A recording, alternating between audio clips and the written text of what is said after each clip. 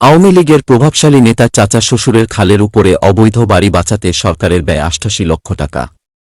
আওয়ামী লীগ নেতা রহমান গাজী নিয়মনীতি তোয়াক্কা ও নকশা অনুসরণ না করেই খাল খনন করছেন।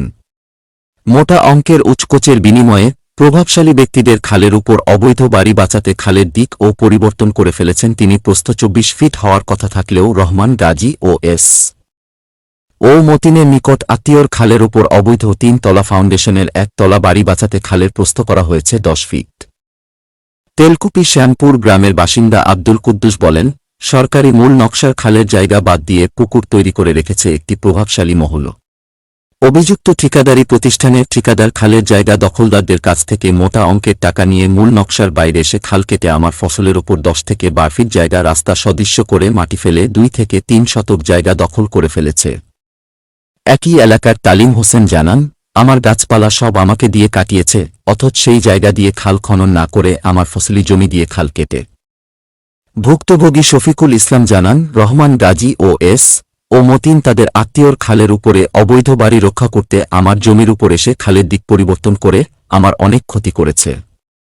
অন্য ভুক্তভোগী কবির হোসেন বলেন, আওয়ামী লীগ নেতা রহমান গাজী স্ত্রীর বড় ভাই শাহ আলম খান বাবু আমার কাছে ১০,০০০ টাকা দাবি করে আমি দিতে অস্বীকার করলে রাতের আধারে খাল কেটে খালের মাটি আমার কলা বাগানের গাছের উপর ফেলে আমার অনেক গাছ ভেঙে ফেলেছে।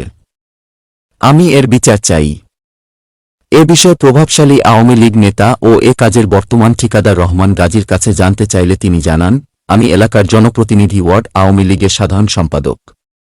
এই এলাকার মানুষের সব কিছু দেখার দায়িত্ব শিমুল ভাই আমাকে দিয়েছে। সংসদ সদস্য শিমুল ভাইয়ের অনেক ইয়ের বিনিময়ে কাজটি নিয়ে আমি করছি। বিস্তারিত দেখুন নাটোর প্রতিনিধি শাহাবুল আলমের প্রতিবেদনে। ইনারও এখানকারই নাতনি, এর সাথে কন্ট্রাক্টর আর কন্ট্রাক্টর কে? কন্ট্রাক্টর নগর কন্ট্রাক্টর তো এখানকার স্থানীয় কন্ট্রাক্টর কিনে নিছে কাজটা। কোন কন্ট্রাক্টর আসছিল? রহমান গাজী আর হলো আপনার হলো খোকন ইঞ্জিনিয়ার। এটা ফাইসলা করার জন্য মানে কি লোকজন আসছিল, তারা সহকারী মাইপে। এটা কবে? এটা গত ২৫ তারিখে যেটা। হ্যাঁ, এর আগে একবার মাপছে হলো মাইপে আমি নিজে একবার মাপছিলাম। আমার ১ প্লটের জায়গা শেষ, আর ১ প্লটের মুখে সামান্য একটু বাদে কোনাটার বলছে যে আপনার জায়গা আমরা ১ ইঞ্চি নিব। পরের যখন এটা নিয়ে আসলেন, পরের আমিন আসার পরে কি হলো? পরের আমিন নিয়ে এসে ওরা আবার দেখলো, ইঞ্জিনিয়ার দেখলো যে আপনার জায়গার পড়ে আছে না আমার ক্যানেলের পড়ে আছে। আপনার যে আগের যে মাপ আর পরের মাপটা কি একই মাপ কম বেশি নাই, মাপ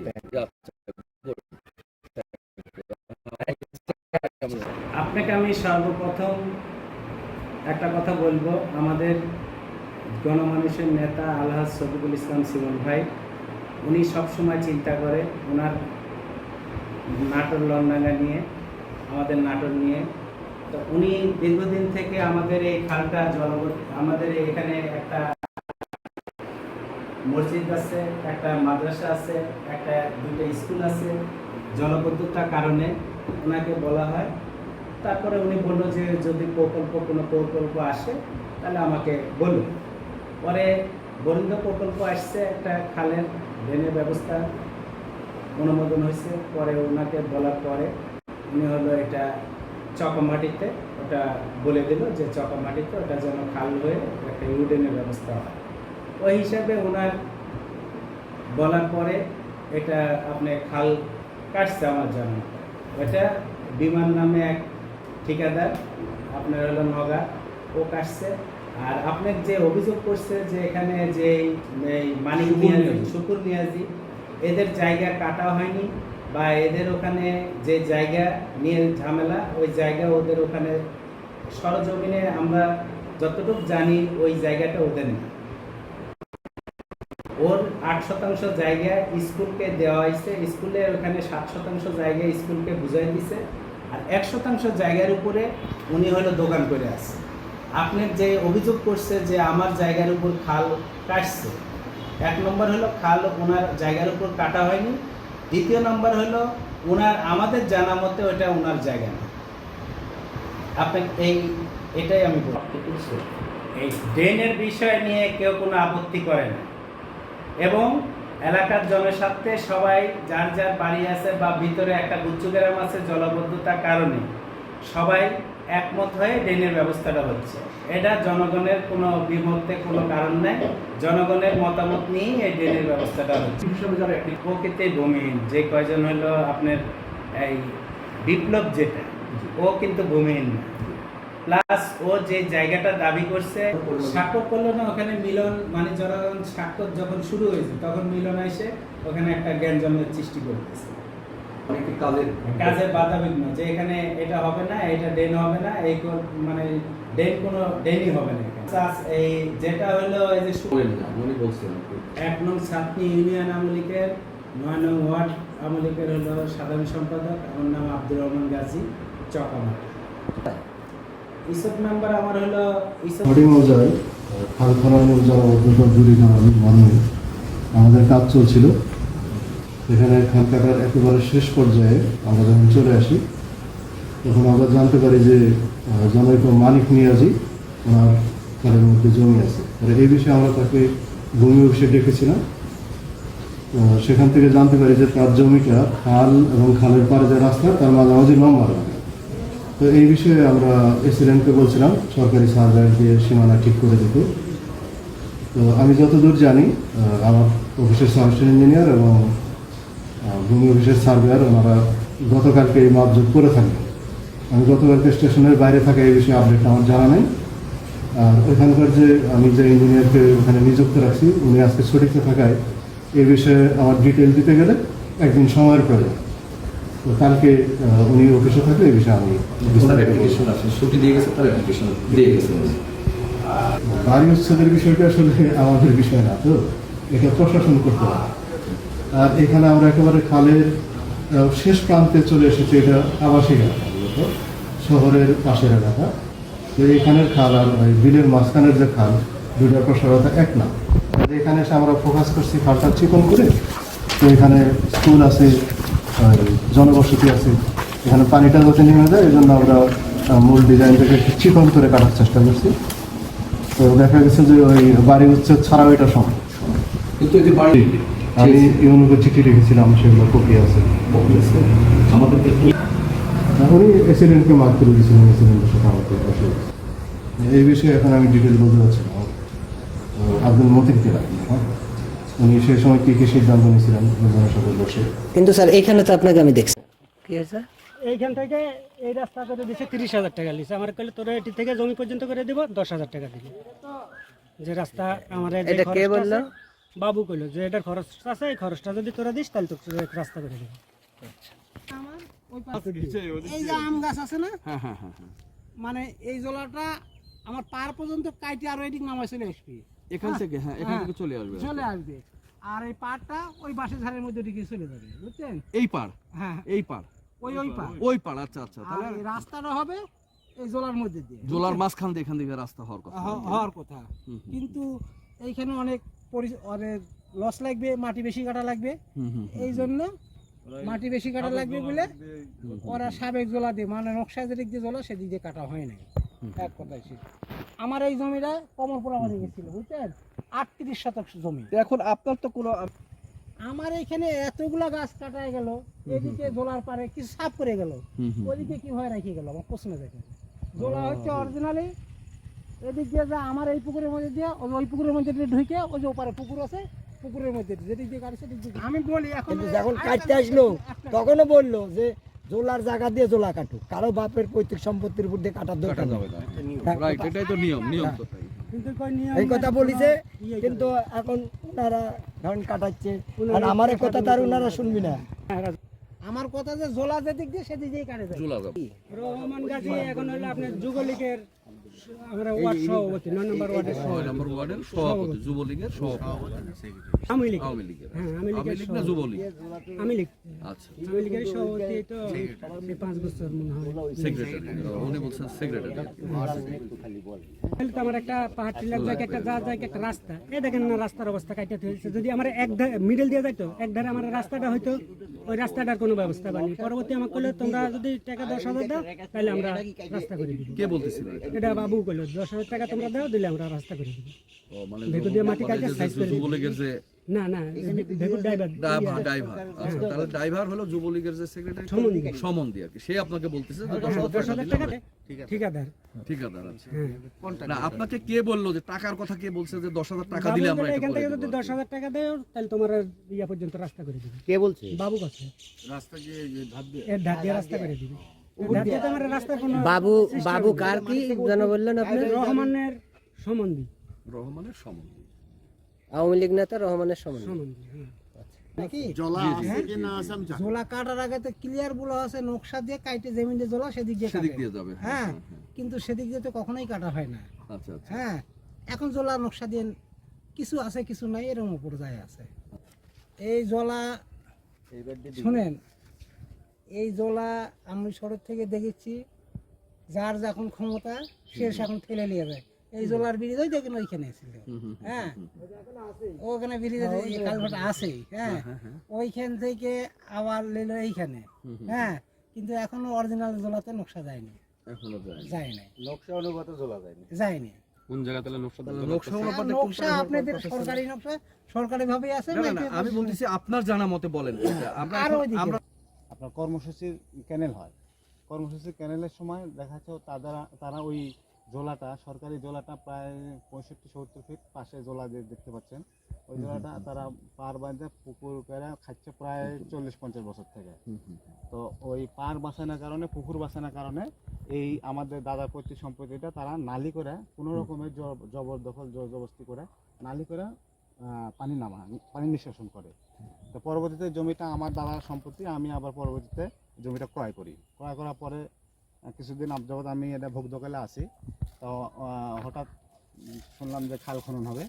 তো এই খাল খননের সময় আমি এটা বললাম যে তাদেরকে, যারা খাল খননের ঠিকাদার পাইছে বা যারা ওই যে এসও আছে, এদেরকে আমি বললাম যে আমার এটা দলিল সম্পত্তি, পৈতৃক সম্পত্তি, আমার দাদার সম্পত্তি, এই সম্পত্তিটা আমি ক্রয় করছি। আর এই যে নালি করে যে পানি নামানো হচ্ছে, কিন্তু জোলাটা এটা না, জোলা হচ্ছে ওইটা। আপনারা দয়া করে এখানে জমিটা জরিপ করবেন, জরিপ করে যেখানে জলা, আপনারা জলার মিডিল দিয়ে জলা কেটে যাবেন।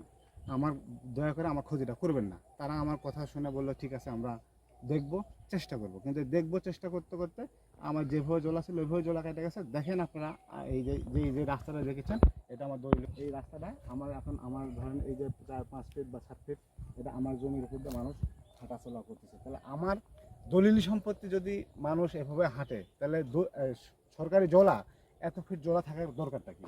তাহলে জলা তো প্রয়োজন নেই। তাহলে জবরদস্তি করে এইভাবেই চলে যাক, সব জায়গায় চলে যাক, তাহলে আমার এখানে কেন এই জবরদখলটা?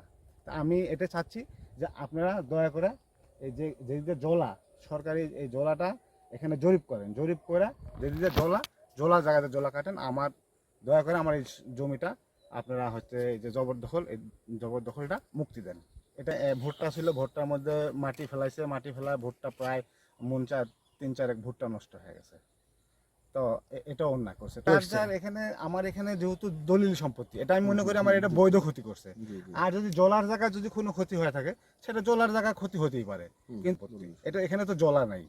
তো যা এরকম হয়তো আরো 2-1 জনের ক্ষতি হয়েছে, এটা হচ্ছে আপনি ভেরিফিকেশন করলে বা তদন্ত করলে এটা জানতে পারবেন। তো আপনি এখানে আরো যে এসও ছিল, খোকন নাকি নাম, আমি ওনাকে বললাম যে ভাই এখানে জরিপ করেন, করছে না এটা কি আর সম্ভব? তাহলে আমি বললাম সম্ভব না কেন? এটা সরকারি কাজ করতে আসছেন, সম্ভব না কেন? আপনারা জরিপ করবেন, জরিপ করে আপনারা সীমানা করবেন, সীমানা করে লাল নিশান করবেন, তারপরে আপনারা অ্যালাইনমেন্ট দেখায় দিবেন, সেই অ্যালাইনমেন্ট অনুসারে ঠিকাদারের কাজ করে যাবে। তো এটা সম্ভব না কেন? তো করে আপনারা যদি না পারেন আমাকে বলেন, আমি আমিন নিয়ে আসতেছি, আপনারা শুধু দাঁড়া থাকেন, থাকে দেখেন। কিন্তু তাদের কোনো এই ধরনের কোনো, ওদেরকে এরকম কোনো কার্যকলাপই দেখিনি। তারা ইচ্ছা মতো তারা এই কাজটা করে গেছে। তার কি আর কি কোনো সীমানা তাদেরকে দেখাইতে? হ্যাঁ আমি সীমানাও দেখা দিচ্ছি। হ্যাঁ সীমানা, আমার ওখানে সীমানা পথ ছিল, এখানে সীমানা পথ, সীমানা মাটি দিয়ে ফেলা, মাটি একেবারে পুরো দিছে। আপনি একটু আমাদেরকে একটু দেখাবেন যে সীমানাটা আসলে মূলত আপনি যেটা বলতে চাচ্ছেন, আপনার জমির সীমানাটা আমাদের। সীমানাটা ধরেন এটা হবে একবারে লিগ্যাল, ওই যে জমি আসছে, ওই যে দাগটা আইটা, জি জি ঠিক এই জায়গাটা একটু চাপা আছে, এই আমার সীমানাটা ঠিক এই বরাবর আসবে। এইটা এই যে ধরেন কোলা গাছ আমি করছি, ঠিক এই বরাবর আসবে। এটা হলো আপনার সীমানা, এটা আমার আর সীমানা। এখান থেকে এইদিকে খালের এখান জমি। থেকে খালের জমি, তাহলে এখান থেকে খালের জমি, এখান মূলত থেকে ধরেন- এই যে রাস্তাটা এটা এটা হলো আমার খালের উপরে হওয়ার কথা ছিল, হয়ে হ্যাঁ, তারপরে খাল হবে, ওপারে দুই পারে পাড়ি হবে, দুই পারে পারি হবে, হ্যাঁ। এরকম পাড়ি হবে, দুই পারে খালের জমি মাঝখানে হয়ে। হ্যাঁ, হ্যাঁ। কিন্তু এই টোটাল পাড়িটা আপনার জমির পানিটা আমার উপরে জমি। আসছে। এই যে ঠিক, এই যে ভাগ এইটা এখানে যে আপনার এই অভিযোগটা করছেন, এই অভিযোগটা কি আপনি করছিলেন? জি আমি করছি এটা। এটা অভিযোগটা আপনি আমি করছিলেন। অভিযোগের কাগজ দেখাইছি এখানে। আচ্ছা, এটা 16/4 আপনাদের এই অভিযোগটা ছিল, 16/4 ওনাদের ওখানে ডকেট হয়েছে আর কি। তো ওনারা তাতে আপনাকে ওই সেই সময় যখন অভিযোগ করছিলেন তখন কি ওনারা কোনো না কোনোভাবে তো আপনাকে আশ্বস্ত করার কথা, এবারে অনেকেরই তো সিগনেচার নিয়েই করছেন আপনি দেখি। হ্যাঁ, হ্যাঁ। এগুলি এলাকাবাসীর সিগনেচার। এলাকাবাসীর সিগনেচার, এলাকাবাসীও চায় হ্যাঁ, যে হ্যাঁ, আমরা হ্যাঁ। হলো সরকারি জায়গা দিয়ে হাঁটবো, আমরা কেন আপনার রাইট জমি রাইট রাইট, সম্পত্তি হ্যাঁ হাঁটবো? হ্যাঁ হ্যাঁ, আপনি তো এলাকাবাসী যে এলাকাবাসী তারও জি, কথা জি, যে জি। না আপনার জমিতে আমরা কেন হাঁটবো, আমরা তো এখানে সরকারি জায়গা আছে। জি।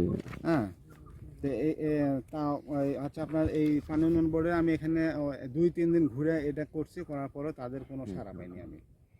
এখানে আপনার এই যে জমিটা, এই জমির পরিমাণটা আপনার কত? এখানে 17% জমি। আপনার যে জমিটা আপনার যে ভোগ দখল এখন আছে সেটা কি আপনি মাপ দিয়ে দেখছেন যে আপনার কতটুকু জমি আছে? এই যে আমি মাপ দিয়ে তো এই যে আমি বললাম না, তাহলে ধরেন কতটুকু প্রায়- আপনার প্রায় জমির এখন- সীমানাটুকু আপনি করে এখন- দেখছেন যে কতটুকু আছে? এখন তাহলে হয়তো- কতটুকু পরিমাণ জমি এখানে গেছে আমরা বুঝতে পারবো। মোটামুটি ধরেন না হলে প্রায় 2% গেছে। যাদের কাছে ঘুষ নিয়েছে, এই ঘুষের জমিওয়ালাদের পজিশন ঠিক রাখার জন্য এরা নিজস্ব গতিতে নিজস্ব একটা শিডিউল তৈরি করলো। এটার আসলে অ্যাকচুয়াল কোনো শিডিউল নাই, এরা নিজস্ব শিডিউল তৈরি করে যে থেকে ঘুষ নিয়েছে, এই ঘুষের কারণে তারা এই নিজস্ব শিডিউলে এই সমস্ত বাড়িঘর বাঁচানোর জন্য এই সমস্ত এই শিডিউল তৈরি করছে। এবং এই যে সরকারি যে এলজিডি রাস্তা, আপনারা দেখেন রাস্তাটা প্রায় এখানে 15 ফিট আছে, মাপলে হয়তো 20 ফিট 25 ফিট হতে পারে। সেই রাস্তাটা কেটে কি করছে, এখানে জেনুয়ান মালিকানা সম্পত্তি যে কস করে ঢুকলো এরা, এখানে জেনুয়ান মালিকানা সম্পত্তি আছে 8 ফিট, তাহলে এখানে জমি কাটলো 20 ফিট, তাহলে 8 ফিট যদি মালিকানা জায়গা হয় তাহলে আর 12 ফিট কার জমি কাটলো? এলজিডি রাস্তা। তাহলে এলজিডি রাস্তা কেটে এরা নিজস্ব শিডিউল তৈরি করে নিজস্ব লোকের বাড়ি, নতুন বাড়ি বা নতুন বিল্ডিং বাঁচানোর জন্য এবং বিভিন্ন জন থেকে ঘুষ নিয়ে এগুলো বাঁচানোর জন্য এই এসো নানার বাড়ি এই যেইটা, তার নানার এই পূর্ব থেকে এইসব জায়গা দখল করে খাইতেন, এই খালটাল সহ তার নানার এই পজিশন এবং সম্মানের জন্য না লাগে, এজন্য সে এই নিজস্ব শিডিউল আমি দেখছি ব্রিজের করে ওইখানে বসে নিজে সাদা কলম দিয়ে কাগজের উপরে নিজে শিডিউল তৈরি করতেছে। উনি কি? ওনার নাম বরন্দর এসো, ডাক নাম খোকন। এখন ওই অফিসিয়াল কি নাম এটা আমি সঠিক জানি না। উনি অফিসারকে দিচ্ছে যে এদিক দিয়ে আমরা এইভাবে যাও, মানে জায়গাত বসে শিডিউল তৈরি করতেছে। এটার নিজস্ব কোনো কন্ট্রাক্টের শিডিউল নাই। যদি থাকতো তাহলে এত বড় একটা খাল এখন আবার 10 ফিট হয়ে যাচ্ছে, এদিক দিয়ে চিকন হয়ে কস করে, এটা কার জন্য এই এসো করতেছে? তার নানার ঐতিহ্য এবং নানার দখল যেন ঠিক থাকে, তার নানার উপরে যেন কোনো কথা না আসে, এজন্য এই এসো বিভিন্নভাবে এই খালটার এই নমুনা করে চলে আসতেছে। এবং এই খালটা আছে এইখানে, আমি যেখানে দাঁড়া আছি এখানে মোটামুটি 45 অথবা 50 ফিট আছে। এখানে যে রাস্তাটা প্রায় 55 অথবা 45 এরকম আছে। এই পাশে একটা চিকন দাগ আছে 11 অথবা 10 বা 10.5 এরকম। তারপরে আপনার এই খাল, তাহলে খাল থাকতে আমি এখন এদিক দিয়ে নদী থেকে 40, 45, 38, 35 ফিট খাল কেটে আসলাম, এখানে এসে নিজের ঘরবাড়ি বাঁচানোর জন্য 10 ফিট খাল হয়ে গেল। এটা আমি আপনাদের মাধ্যমে কর্তৃপক্ষ যারা আছে এদের কাছে আমি খাল সরকারি সার্ভের দ্বারা মাপার জন্য আমি আমার আবেদন জানাচ্ছি। আমার বাপের সম্পত্তি রক্ষার জন্য আমি মরতেও রাজি আছি, তার জন্য আমার এই অবস্থান। এখন আপনাদের মাধ্যমে আমি আমার এই জমিটা সুস্থভাবে মাপার জন্য ডিসি সাহেবকে সরজমিনে এসে তদন্তের জন্য আমি আবেদন করছি এবং ডিসি সাহেবের গণশুনানিতে আমি উপস্থিত হয়েছিলাম। ডিসি সাহেব বলছে যে আপনি আবেদন করেন, আপনার জায়গায় আমরা মেপে তারপর দেখব। এডিসি সাহেবের কাছেও আবেদন করছি, তারা এখানে 1 নম্বর লেখা আছে আমার দরখাস্ত দেখেন, প্রেসিডেন্টকে পাঠাকে 3 বার। আমি 18 সাল থেকে এই আমার 295 দাগ জমি মাপার জন্য আমি 18 সাল থেকে 3 বার আমি আবেদন করছি, এসিলেন জমি মাপে না, এখন সে কেন মাপে না? অথচ আমার ওইখানে খাল যখন গেছে আমাকে মারার জন্য অর্ডার দিল এবং এই এসিলেনকে নিয়ে আসলো। এসিলেন এসে আমাকে খুঁজতেছে নাকি ধরার জন্য, এলাকাবাসী মিলে আমাকে ধরার জন্য। আচ্ছা আমি আমার বাপের কাগজ নিয়ে হাঁটতেছি যে আমাকে ধরতেছিলেন। আচ্ছা আমি আপনাকে একটু এই যে দেখেন তো আপনার এই আমাকে গ্রামের অনেকজন যেরকম আমার কাছে মোবাইলের রেকর্ড আছে, ওরা এসিলেন্ট অফিস থেকে অনেকবার আমাকে কল দেয়, আপনি তাড়াতাড়ি এসিলেন্টে আসেন, এসিলেন্ট বসবে, আপনার সাথে কথা আছে। এবং আমাদের মহিলা মেম্বার আমার বাড়িতে খবর নিয়ে গেছে, আপনি এসিলেন্ট মানেন না, সকাল তখন 8টা বাজে, আপনি এসিলেন্ট মানেন না, আপনাকে এসিলেন্ট খুঁজতেছে, তাড়াতাড়ি আপনি এসিলেন্টে যান। আপনি এসিলেন্টের ফোন ধরেন না, আমি কি আপনাকে যখন এসিলেন্টের ফোন নাম্বার দিছে তাহলে এসিলেন্টের ফোন নাম্বারটা দেন, সকাল 8টায় অফিস টাইম না, এসিলেন্ট আমাকে খুঁজতেছে, তাহলে আমি কল দিই এসিলেন্টের কাছে। এখন কয়েন নাম্বার তো আপনার কাছে আছে, আমার কাছে তো নাম্বার নেই। আমি কই তাহলে আপনি কেন আমাকে বলতে আসলেন যে এসিলেন্ট আপনাকে খবর? আমার জীবনের প্রথম ইনকাম দিয়ে আমি ওইখানে একটা জায়গা কিনছিলাম। ওই জায়গাটা হচ্ছে যে বাড়ি বাঁচানোর জন্য যে জোলাটা ঘোরানো হয়েছে, ওই বাড়ি ওই পাশের জমিটাই আমার, যেটা সবচেয়ে বড় ফার্ম, ওটা আমার জমি। তো আমার জীবনের প্রথম ইনকাম দিয়ে ওটা আমি কিনছিলাম যে আমি জীবনে যদি বিয়ে শাদী করি আমার বউ আমার বাবার বাড়ি দুধ বানে আমার জামাতেই উঠবে। যাই হোক, আবার ওই বড় লোকের সাথেই করে যে উনিও কিনছে আমিও কিনছি। কিনে আজকে যখন ওখানে গেলাম, যাওয়ার পরে দেখলাম যে আমাকে বললো যে তোমারটুক তুমি বাদ, তোমারটা 24 ফিট আসবে আর আমারটার থেকে যাবে 8 ফিট। তা আমি বললাম এটা আবার কেমন কি, আমারটা 24 ফিট আর তোমারটা 8 ফিট? কইছে না, এখানে ঘটনা আছে। কি ঘটনা? ঠিকাদারকে তখন বললো যে রহমান গাজীর ঠিকাদার আর বাবু হলো ওই ভেকুওয়ালা। তো আমি বললাম যে ঠিক আছে তোমরা করো, আমি চলে আসছি। আমি আর কোনো কথা বলিনি। আমাকে অনেকে জিজ্ঞেস করেছে, আমি বললাম যে না, এটা নিয়ে আমার মাথা ব্যথা নাই। আল্লাহ আমাকে দিয়েছিল, আল্লাহ যদি নিয়ে যাবে, আমার কোনো মাথা ব্যথা নেই, আমার কোনো ইয়ে নেই। আমি এটা নিয়ে কোনো করিনি, প্রতিবাদ করিনি, কারো কোথাও দরখাস্তও দিইনি, কারোর সাথে কথাও বলিনি। এবং আমার ওই যে বাড়ি বাঁচানোর জন্য এত কিছু, সে আমার গোষ্ঠী একেবারে সাফ করে দিছে, গায়লা মেলা এখানে 1 মাস 1.5 মাস থেকে। তারপর আমি কারোর সাথে কোনো কথা বলিনি, শুধু যে ঠিকাদার রহমান গাজী ছেলেটা ভালো ছেলে, আমিও ফোন করে বললাম রহমান এই ঘটনা, আমার তো জায়গাটা সব শেষ করে দিছে। তো বলতেছে ভাই আপনার জায়গা ঠিকই থাকবে, আপনি গেলে টেনশন করেন না, আমি তো আছি। আমি তার উপর ভরসা করে ওইভাবেই আছি, আমি এগুলা নিয়ে আর কথা বলিনি। এখন দেখতেছি ওই দিক দিয়ে আমারটা 24 ফিট, আর যার বাড়ি বাঁচানোর জন্য এই কাজটা করছে সেখানে এসে 8 ফিট করে চলে গেছে। কথাটা বুঝে বুঝতে পারছি। এখন বাড়িওয়ালা রহমান গাজীর কে হয়? বাড়িওয়ালা রহমান গাজীর ভাস্তি জামাই, আপন ভাস্তি জামাই, সত্যি কথা। তো তারপরে আমি আর কারোর সাথে কোনো কথা বলিনি, কিন্তু মনের দুঃখ মনে নিয়ে আসি, যাকে আল্লাহ দেখি কবে কি করে, এই জন্য তাও কমপ্লেন করিনি আমি। কিন্তু আমার একেবারে অস্তিত্ব সাফ করেছে, এই মোড়ে আমি যেতে পারি না তার অত্যাচারে। সে এতই ভাষা খারাপ করে কথা বলে বলছে, আমি যার জন্য আমি কারোর সাথে যে ভাষা খারাপ করে কথা বলে সে ব্যক্তি কে? সেটা হচ্ছে ওই বাড়িওয়ালা, যার বাড়ি বাঁচানোর জন্য এত কিছু। আমি যতটুকু জানি যে এখানে মোহাম্মদ আহসানুল করিম সহকারী প্রকৌশলী, তিনি একটা অভিযোগ দেন যে তাকে কাজ করতে বাধা দেওয়া হচ্ছে তার জমির উপর। যার বিরুদ্ধে অভিযোগ তিনি মানিক মিজি। জি, যেহেতু অভিযোগ দিয়েছে, অভিযোগ দিলে আমি যেটা করি যে দুই পক্ষকে শোনার জন্য একটা নোটিশ দিতে হয়, আর নোটিশে সব কিছু যা যা লেখা থাকে তথ্যগুলো, ওই আবেদনে যা লেখা থাকে ওই নোটিশেও আমরা ওই তথ্যগুলো দিয়ে একটা নোটিশ করি। আমরা কিন্তু যাচাই বাছাই করে নোটিশ করি না। আবেদনে যা লেখা থাকে, নাম, ঠিকানা, জমির তফসিল সব কিছু ওই আবেদনের ভিত্তিতে নোটিশটা করে আমরা দুই পক্ষকে জানাই দিলে একটা ডেট নির্ধারণ করে দিই। ওই ডেটে দুই পক্ষ আসলে আমরা দুই পক্ষের কাছ থেকে শুনে একটা সিদ্ধান্ত আমরা লিখিত আকারে দিই। কিন্তু এক্ষেত্রে যেটা হয়েছে, দুই পক্ষই আসছিল এবং দুই পক্ষই বলে যে এখানে দুই পক্ষেরই জায়গা আছে। আমি বলেছি 2 পক্ষের যদি জায়গা থাকে তাহলে আপনারা মাপজোক করে নিয়ে নেন, এখানে তো একটা অভিযোগ দেওয়ার কিছু না। তো ওই পর্যায়ে ছিল। পরবর্তীতে তারা আমার কাছে আর আসেনি, অভিযোগকারী আসেনি, কিন্তু যিনি মানিক মিজি তিনি পরবর্তীতে আমার কাছে এসে বলেছিল যে স্যার তারা তো আবার কাজ শুরু করেছে।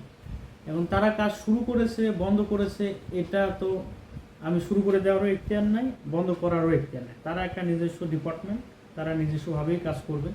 যখন তারা কাজ প্রথম শুরু করে তখন কি আমাকে বলে শুরু করেছিল? আমার তো সেই অথরিটি নেই যে আমাকে তারা বলে শুরু করবে, সেই এখতিয়ার আমার নাই। তো মানিক যে বলেছিলেন যে আমার জমির উপর স্যার তারা নির্মাণ করছে। আমি বলছি যে যেহেতু তারা কাজ শুরু করেছে আপনি তাদেরকে বাধা দিতে পারেন, বাধা দিতে না শুনে তাহলে আপনি করতে পারেন একটা নিষেধাজ্ঞা নিয়ে আসতে পারেন, আমি সেটাই তাকে বলেছি। তারপরে সে বলছে ঠিক আছে তাহলে আমি সেটাই করি।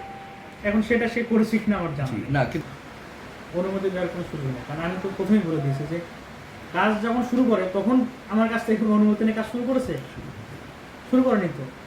আমার কাজ আমার কথা মতো সে বন্ধও করবে না, আমার কথা মতো সে চালু করবে না, কারণ আমার সেই এখতিয়ারও নেই, সেই অথরিটি নেই। না, আমার সার্ভেয়ার আমার অনুমতির বাইরে যাওয়ার কথা না। এবং আমি সকালেই বিষয়টা জানার পরে, আপনারা আসার পরে জানার পরে আমি তাকে জিজ্ঞেস করেছি যে সে গিয়েছিল কিনা। সে আসলে কালকে কোথাও যায়নি। কালকে আমাদের তো এখন জুন মাস চলে, জুন মাসের বিষয়টা কি যে জুন মাসে আমাদের অনেক কাজ পেন্ডিং থাকে। তো এই ট্রেনে সবাই ব্যস্ত, বাইরে ভিজিট করার কিংবা করার সময় নেই। আর কালকে সে কোথাও যায়নি, আমার সার্ভেয়ার কোথাও যায়নি কালকে। না, সে নিশ্চয়ই কোথাও গেলে আমাকে বলে যায় এবং এইভাবে নির্দেশনা দেয়া আছে। এবং আমি আপনাদের সামনে তাকে জিজ্ঞেস করলাম সার্ভেয়ারকে যে সে গিয়েছিল কিনা, সে কিন্তু বলেছে যায়নি। আর কালকে যেহেতু সে আমার অফিসেই ছিল সেক্ষেত্রে আমি জানি সে যায়নি। হ্যাঁ, শুকুর মিয়াজির ছেলে মানিক মিয়াজি একটা অভিযোগ দেয়, সেটা হচ্ছে যে ইউনো মহোদয় বরাবর, এবং ইউনো মহোদয় বরাবর দেওয়ার পরবর্তীতে ওই কপিটা আমাদের কাছে আসে এবং আসার পরবর্তীতে আমরা প্রেসিডেন্ট মহোদয়কে বিষয়টা অবগত করি এবং ওনার জায়গাটা নিতে দেওয়ার জন্য আমরা তাদেরকে একটা পত্র লিখি এবং সেপারেটার 2বার আমরা তাদেরকে পত্র দিই। পত্র প্রেক্ষিতে বিষয়টা নিয়ে ওনাকে হচ্ছে কাগজপত্র ওনার কী কী আছে সেগুলি নিয়ে তাদেরকে উপস্থাপন হওয়ার জন্য বলা হয়। সেই প্রেক্ষিতে উনি সেখানে উপস্থিত হন। উপস্থিত হওয়ার পরে ওনার সার্ভেয়ার, সম্ভবত ওনার নাম সিরাজ সাহেব, আমি অ্যাকচুয়ালি ওর নামটা আমার সঠিক সিরাজ সম্ভবত সার্ভেয়ার সাহেব, কারণ সেদিন প্রেসিডেন্ট মহোদয় ছিলেন না। ওখানে আলোচনার প্রেক্ষিতে দেখা গেল যে ওখানে 8 শতক জায়গা তাদের নামে আছে, তার বাবার মিয়াজির নামে। সেখান থেকে স্কুল কর্তৃপক্ষ, স্কুলের যে হেডমাস্টার সাহেব উনিও সেখানে উপস্থিত ছিল, উনিও দলিলপত্র নিয়ে আসছিলেন। সেই দলিলপত্রে দেখা যাচ্ছে যে সেখানে 8 শতক জায়গা তারা স্কুলের নামে লিখে দেয়। সেটা ওখানে যারা ছিলেন ওখানে আরও আশেপাশের লোকজন ছিল, প্লাস অফিসের লোকজন ছিল, তারা কাগজপত্রে অ্যানালাইসিস করে দেখেন যে 8 শতক জায়গা তারা স্কুলের নামে লিখে দেয়, 1 শতক জায়গা তাদের ওখানে আছে এবং তাদের একটা কমিটমেন্ট ছিল তাদের সাথে যে তাদের একটা জায়গা দেওয়া হোক। সেই দৃষ্টিকোণ থেকে তারা ওখানে একটা দোকান 1 শতক জায়গার উপর করে রাখছে। তখন আমরা বললাম যে ঠিক আছে, আপনি যেহেতু আজকে এসএম মহোদয় নাই, তাহলে একটু কাইন্ডলি আপনারা একটা তাদেরকে স্পটে দিয়ে আপনার জায়গাটাকে বুঝ করে দেবেন। পরবর্তীতে আমরা আরেকবার প্রথম টার্ম হচ্ছে তাদেরকে পত্র করা, পরবর্তীতে তাদেরকে আবার আমরা একটু পত্র দিই এসএম মহোদয়কে জায়গাটা তাদের বুঝ করা দেওয়ার জন্য। যাই বিভিন্ন ব্যস্ততার কারণে আমরা জায়গাটা তাদেরকে বুঝে দিতে পারি নাই, বিধায় আমরা জায়গাটা স্টপ রাখছি। সেখানে আমরা কোনো স্থাপনা বা খাল খননের কোনো আমরা ভূমিকা গ্রহণ করি নাই। যদি তাদের জায়গা বুঝে দিতে পারি, তাদের জায়গা বা জনস্বার্থে জনবান্ধব হিসেবে যদি ওটা প্রয়োজন হয় সামনে যাওয়ার, তাহলে আমরা সেখানে কাজ করার ভবিষ্যতে আমরা চেষ্টা করব। আর যদি আমরা তার জায়গা থেকে থাকে তাহলে আমরা সেখানে একটা কাজ করব না, আমরা এখান থেকে আমরা শেষ করব। জি, 900 জায়গা ব্যাপারটা আমি একটু বলি। ব্যাপারটা একটা কাজ করবেন হচ্ছে ডকুমেন্টস অনুযায়ী। উনি যে ডকুমেন্টসগুলো নিয়ে আসছেন, ওনার যে এখানে একটা অভিযোগে দেখলাম 16 শতক জায়গা, সম্ভবত এখানে একটা বায়নানামা দলিল নিয়ে গেছেন। তো বায়নানামা দলিলের কোনো ভিত্তি বেশি দিন থাকে না।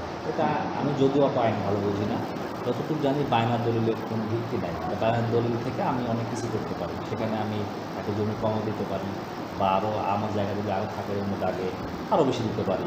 কিন্তু 9 শতক জায়গার মূল দলিল ছিল, সেই দলিলের ভিতরে 8 শতক জায়গায় স্কুল নামে লিখে দিয়েছে। এই পেপারসটা আমি ওখানে দেখেছি, সেটা অনেক আগে। তারপরে ওই সম্পত্তি বায়নানামা হওয়ার পরবর্তী মানে প্রায় 7 সালে সম্ভবত, আমার সঠিক মনে নেই, 7 সালে ওটা তার নামে লিখে দেওয়া হয় স্কুলের নামে। স্কুলের হয়তো হেডমাস্টারের কাছে ওই কাগজগুলো আছে। তো যাই হোক, ওটা সলিউশনটাই। এখন সেই ক্ষেত্রে যেহেতু 295-তে আমরা বর্তমানে কোনো কাজ করছি না, আমরা কাজ যখন করব তখন আমরা এসিএম মহোদয় কনসার্ন নিয়ে তাদের পরিমাপ করে তাদের জায়গা যদি থেকে থাকে বুঝ দিয়ে আমরা ওখানে কাজ করব। আমি এটা তো আমার বিষয় না, এটা সম্পূর্ণ ব্যক্তির বিষয়টা। এসিএম যেহেতু ভূমি নিয়ে কাজ করে তারা, তাদের বিষয়, এটা আমার বিষয়। হচ্ছে জনস্বার্থে জনগণের প্রয়োজনে কেউ যদি তার ওই জায়গাটা জনগণের স্বার্থে যদি বলে যে এটা জনস্বার্থে আমি জায়গা এটা দিলাম, যদি বলে থাকে বা লিখিত তাদের আমাদেরকে ডকুমেন্টস দেয়, তাহলে আমরা কাজ। আসলে সরকারের সম্পত্তি সরকারের ঘরেই রাখতে হবে এবং অবৈধভাবে যদি কেউ নদী, খাল বা সরকারি জায়গা দখল করে, সেটা দখলমুক্ত রাখার জন্য সরকারকে সুযোগ নিতে হবে। পাশাপাশি যারা এখানে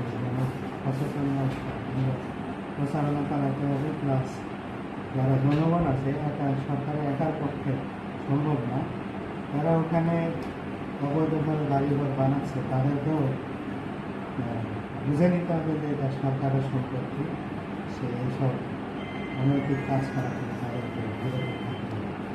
আসলে জনগণকে নিয়ে সরকার, উভয় পক্ষই সরকারের জনগণের স্বার্থেই কিন্তু সরকার কাজ করে। এই কারণে কোনো খালের প্রবাহ বা চলাচলের রাস্তার স্বাভাবিকতা নষ্ট করা সরকারের যেরকম স্থানীয় তাদেরকে বিরত থাকতে হবে। সরকারকে নিয়মিত তদারকির মাধ্যমে কাজটা করা উচিত। যেহেতু আমাদের পানি নদীতে আসছে, পানি নদীতে আমাদের আপনারা যে অভিযোগটা করেছেন, আমরা আগামীকাল লোক পাঠিয়ে দেবো, সরকারি দেখে আমরা প্রয়োজনীয় ব্যবস্থা। খাল খনন বলতে যে খাল খনন হচ্ছে, অন্য কোনো সংস্থা যদি খনন করে থাকে, আমাদের কাছ থেকে নিশ্চয়ই তাদের এমএসসি গ্রহণ করে তারা কাজ করে। অন্য কোনো সংস্থা সরকারি কোনো সম্পত্তি কাজ করতে হয়, ওই সংস্থার অনুমতি নিয়ে কাজ করে। এটা একটাই হওয়ার কথা নয়। আর স্থাপনাগুলোর কথা বললেন, আসলে বারংবার নোটিশ দেওয়া হয়, বিভিন্ন প্রভাবশালী মানুষ থাকে, আমরা নোটিশ দিয়ে যখন স্টাফ মাঠে যাই তখন হয়তো তারা নির্মাণ কাজ বন্ধ রাখে। যে চলে আসে রাতের অন্ধকারে, তা আস্তে আস্তে ধীরে ধীরে তৈরি করে। এটা সার্বক্ষণিক মনিটরিং করা যেরকম সরকারের পক্ষে সম্ভব নয়, পাবলিককে ওইসব কাজ করে। খবর পাইলে, আমরা অভিযোগ পাইলে সাথে সাথে আমরা সরজমিনে সাইট ভিজিট করি। সাইট ভিজিট করে তাদেরকে নোটিশ দেওয়া হয়। আমি তো বললাম যে ইনস্ট্যান্ট যখন যাই তখন কাজ বন্ধ রাখে, পরবর্তীতে সময় সময় আস্তে আস্তে তো সেক্ষেত্রে আপনারা কি প্রশাসনিক কোনো? হ্যাঁ, আমরা নিই। আমরা কয়েকদিন আগে নন্দাঘাটে একটা উচ্ছেদ অভিযানে গিয়েছিলাম, আমরা ব্যবস্থা নিচ্ছি।